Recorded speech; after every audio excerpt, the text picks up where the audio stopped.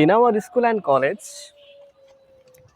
we are taught English in a traditional way.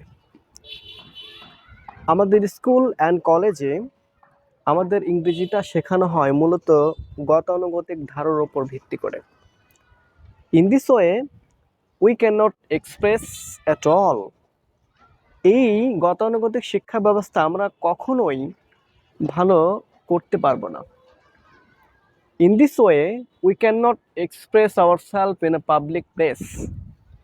এই গতানুগতিক শিক্ষা ব্যবস্থা আমরা কখনো ইংরেজিতে ভালো বলতে পারবো না। But what is the way to express? তাহলে আলটিমেটলি ওয়েটা কি?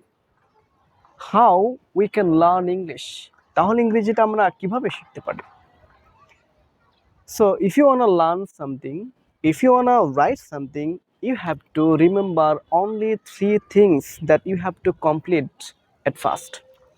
আপনি যদি ইংরেজিতে ভালো করতে চান, ভালো বলতে চান, অবভিয়াসলি আপনাকে 3টা বিষয় সবসময় মাথায় মনে রাখতে হবে। So what is this? সেটা কি? সেটা হলো you have to know about preposition in details, you have to know about the voice in details, you have to know about the vocabs in details. আপনি যদি ইংরেজিতে ভালো করতে চান তাহলে আপনাকে অবশ্যই প্রেপোজিশন সম্পর্কে, অ্যাডভার্ব সম্পর্কে এবং ভয়েস সম্পর্কে বিস্তারিত জানতে হবে।